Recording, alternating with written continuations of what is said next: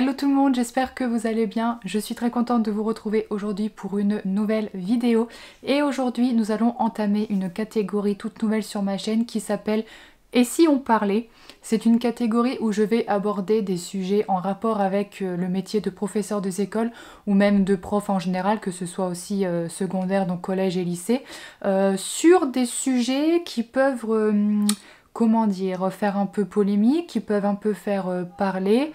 J'ai envie en fait de libérer la parole tout simplement sur des sujets en rapport avec l'enseignement, donc que ce soit positif ou à contrario négatif, voilà, de vous donner la parole, de m'exprimer également moi sur mes opinions, mes ressentis. Donc pour commencer cette série de vidéos, j'ai choisi un thème qui fait beaucoup parler dans le métier de prof, à savoir les vacances. Et puisque c'est d'actualité, puisque nous sommes actuellement en vacances, je me suis dit que c'était le bon moment pour en parler avec vous ici sur ma chaîne. Sur Instagram, j'ai présenté un petit peu le principe de la vidéo et j'ai fait un sondage et des questions auxquelles j'ai voulu que mes collègues enseignants répondent, pour avoir vraiment une vue d'ensemble, une vue globale sur la représentation que les gens ont des vacances pour un professeur. Donc voilà, le principe de la vidéo, c'est de vous faire part en fait de toutes les remarques, de tous les préjugés que j'ai reçus sur les enseignants et les vacances, donc le nombre de vacances que l'on a, voilà, ce qu'on fait pendant les vacances. Donc il est grand temps pour moi de rétablir la vérité sur les enseignants et leurs vacances, que ce soit en mon nom ou en celui de tous les enseignants en général. Donc le premier sondage que j'avais proposé sur Instagram, c'est « Avez-vous déjà eu des remarques sur les vacances ?» Et la réponse a été oui à 88%, donc je vous mets le screen juste ici de mon sondage sur Insta. Et écoutez, moi je peux tout à fait le confirmer parce que quand j'annonce à quelqu'un mon métier, que je suis professeur des écoles, tout de suite la première chose qu'on me dit en rigolant c'est « Ah bah c'est bien, tu dois avoir beaucoup de vacances ». Donc j'ai envie de dire, les vacances, j'ai l'impression que c'est vraiment le mot-clé qui est référé aux professeurs en général. Donc voilà, donc petit aparté, en ce qui me concerne, je sais que les personnes de mon entourage qui me font ces réflexions-là sont en général des réflexions bienveillantes et enfin voilà, c'est souvent pour me charrier et je sais qu'ils ne le pensent pas vraiment parce qu'ils savent la charge de travail qu'il y a à côté et c'est vraiment pour me taquiner, donc je le prends en général bien, voilà, j'en rigole aussi parce que je sais qu'au fond c'est pas méchant, mais tout de même je sais qu'il y a des personnes qui le pensent vraiment et qui n'ont pas forcément un... comment dire, des arrière-pensées très positives, bien au contraire, donc c'était pour moi important de rétablir un petit peu la vérité et de discuter un petit peu de ça avec vous. Donc je vais vous lire toutes les réponses que mes amis profs m'ont envoyées sur Insta, et puis on va y répondre, et ben écoutez, une par une. Il y en a certaines qui se rejoignent un peu, donc je les ai regroupées pour faire une réponse globale, mais voilà, bah écoutez, c'est parti, place aux réponses. Première réponse que j'ai eue, j'en ai eu 3 qui se rejoignent, donc je vous les lis tout de suite. J'ai les profs sont toujours en vacances, tu es en vacances la moitié de l'année et vous avez 6 mois de vacances de toute façon.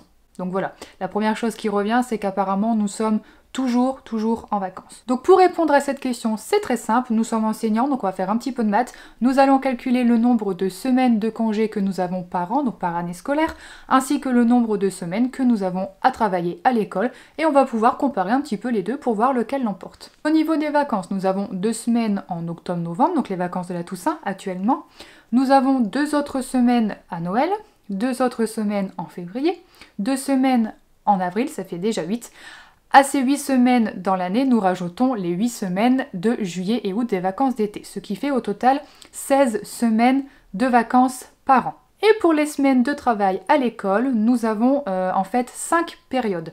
Donc par exemple, pour cette année, la période 1 était composée de 8 semaines, la période 2, 6 semaines, la période 3, 5 semaines, la période 4, 7 semaines, la dernière période à peu près en général entre 10 et 12 semaines si je ne me trompe pas, c'est la plus longue période. Donc si j'additionne toutes ces semaines par période, nous arrivons à un total d'à peu près 36 semaines.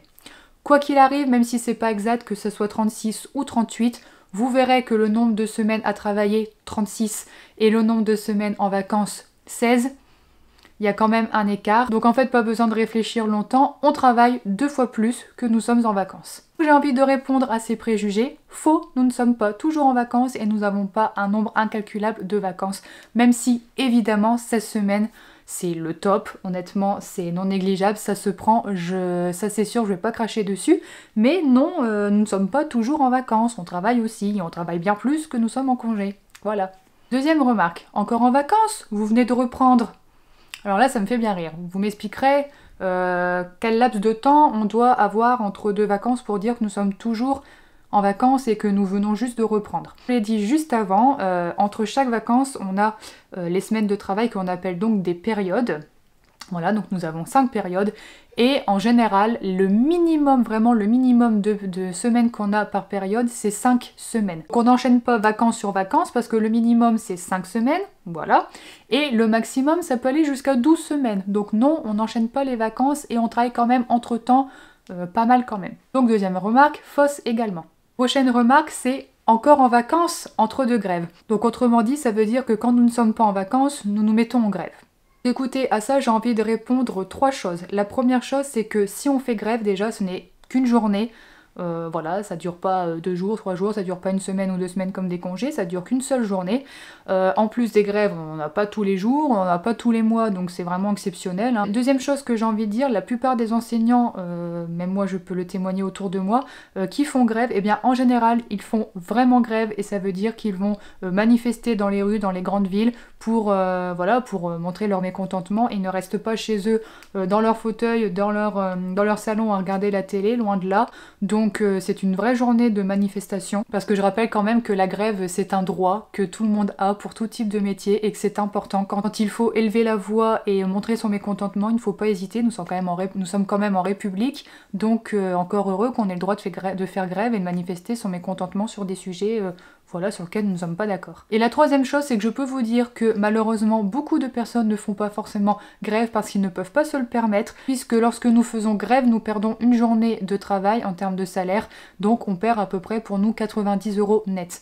Donc voilà, je sais qu'en général, même s'il y a des gens qui ont envie de faire grève pour des raisons valables, eh bien ils ne le font pas parce que tout simplement ça fait 90 € en moins par mois et enfin voilà, c'est énorme quand même. Donc toujours est-il que pour répondre à la question, la grève c'est un droit, on a envie de le faire, on n'a pas envie de le faire, c'est son choix et dans tous les cas, ce n'est pas des vacances, loin de là. La prochaine remarque m'a fait assez rire parce que je m'y attendais pas du tout et je l'ai jamais entendue, c'est que les sorties scolaires sont un bon moyen d'être en vacances. Alors écoutez, les sorties scolaires, déjà il y a différents types de sorties scolaires en général, hein, les sorties scolaires les plus basiques à l'école sont des sorties courtes et on va dire que ça prend une demi-journée, ça peut prendre une journée entière par exemple pour les sorties de fin d'année, voilà, pour un petit voyage.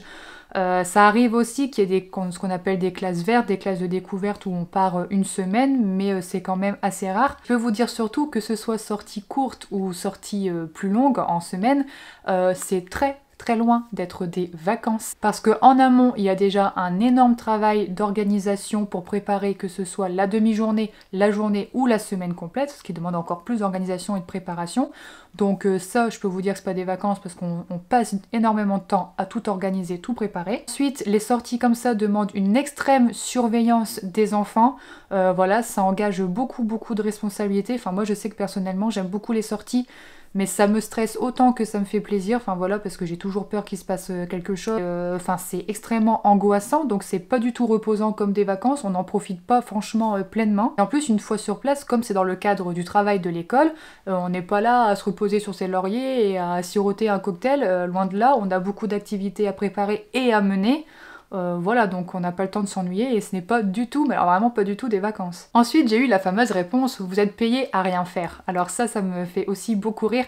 Je vais pas le prendre de manière générale sur l'ensemble de l'année par rapport à notre travail, ce que l'on fait en classe. Ça, j'en reviendrai plus tard parce que ça mérite vraiment une deuxième vidéo vraiment à ce sujet. Je vais vraiment le prendre au niveau des vacances. Je vais répondre simplement faux. En fait, nous ne sommes pas payés à rien faire puisque j'ai envie de dire que comme quand nous ne faisons rien, donc quand nous sommes en vacances, on va dire, nous ne sommes pas vraiment payés. Puisqu'en fait, nos salaires sont lissés sur 10 mois et non 12 mois, parce qu'en fait, ils prennent en compte les vacances pour retirer de notre salaire. Il faut savoir qu'un professeur des écoles est un cadre. Voilà, il est vu comme cadre puisqu'il a un bac+5. Je peux vous dire qu'à l'heure d'aujourd'hui, le salaire d'un professeur des écoles n'équivaut pas du tout celui d'un cadre bac+5 si l'on compare, parce qu'en fait, ils prennent en compte les vacances. Donc si on réfléchit bien, en fait, quand nous sommes en vacances, nous ne sommes pas vraiment payés. Donc non, nous ne sommes pas payés à rien faire, c'est l'inverse. Ensuite, je termine avec 2 remarques qui me permettent d'embrayer sur la suite de la vidéo où je voulais un peu vous expliquer vraiment ce que les maîtresses, ce que les enseignants font pendant les vacances, vraiment la réalité des choses. Et les remarques que j'ai eues vont permettre de pouvoir répondre. Donc j'ai eu, ils ne bossent pas beaucoup, donc ça revient un petit peu à, comme tout à l'heure, vous êtes payé à rien faire. Et beaucoup de vacances et pas beaucoup d'heures travaillées. Donc pareil, si je m'en tiens juste au domaine des vacances. Lorsque j'ai fait le sondage sur Instagram, j'avais demandé que faites-vous pendant vos vacances. Il fallait choisir entre que profiter et que se reposer, ou bien beaucoup de travail, et j'ai quand même eu 56% de personnes qui m'ont répondu beaucoup de travail. Donc bon, c'est assez mitigé, je suis d'accord, mais moi je peux vous dire que ce soit pour moi, pour ma part, ou pour tous les enseignants que moi je connais de mon entourage, il n'y a personne, mais vraiment personne, qui ne travaille pas un minimum pendant ses congés. Moi je peux vous dire par exemple que dans mes 2 semaines de congé, en général, je consacre entièrement une semaine sur la préparation de la prochaine période, donc une semaine vraiment de travail où je fais des vrais horaires de travail, même plus, parce qu'au final je me lève vers 7h30, à peu près l'heure à laquelle je me lève pour aller travailler. Je travaille toute la matinée, l'après-midi, bon je me repose un petit peu, et puis je reprends le soir 3-4 heures, donc en fait je fais des vraies journées de travail pendant une semaine, pour me dégager du temps en fait la 2e semaine et pouvoir profiter. Et en fait ça m'amène à mon envie de faire cette vidéo et cette catégorie.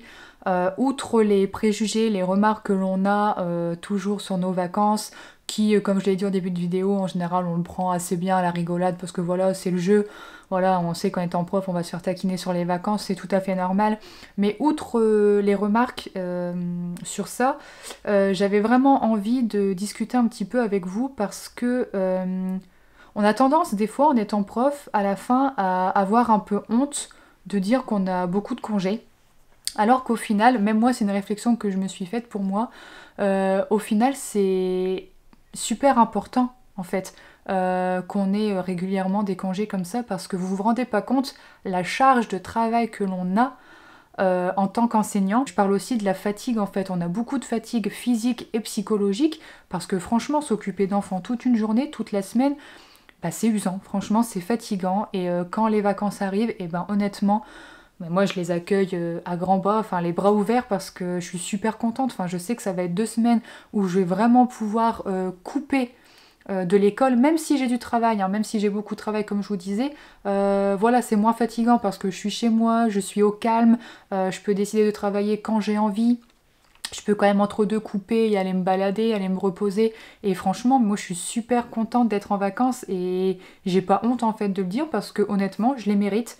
Et vous, enseignants, vous les méritez, tout le monde mérite ses congés et il n'y a aucune honte à avoir à ça en fait. C'est important de faire une pause, c'est important de se reposer, c'est important de se ressourcer, c'est important de profiter, de faire des choses qu'on n'aurait pas l'occasion de faire avant dans le temps scolaire parce qu'on n'a tout simplement pas le temps. Ensuite, je vais vous dire aussi une chose, ça fait aussi partie des raisons pour lesquelles j'ai décidé de devenir maîtresse, de devenir professeur des écoles. Enfin, ça serait vachement hypocrite de dire qu'on fait ce métier uniquement pour le plaisir d'enseigner, d'inculquer des valeurs, voilà, d'instruire les enfants. Franchement, oui, attention, c'est vraiment le cas. Moi, j'adore mon métier, j'adore ce que je fais. Mais on va pas se mentir, les vacances, ça joue aussi un rôle super important. Enfin, qui cracherait sur 16 semaines de congés par an? Moi, ça me fait rire quand les gens me disent « Encore en vacances? Et donc, t'as vu toutes les semaines de congés que t'as? T'es pas fatigué ?» Bah ouais, mais en fait, je l'ai choisi. Bah, il fallait choisir, en fait, tout simplement. Il fallait passer le concours et puis il fallait devenir prof. Si vraiment vous avez envie de congés, bah ouais, moi, je crache pas dessus. Je suis contente. J'ai mes 16 semaines de congés que je mérite pleinement.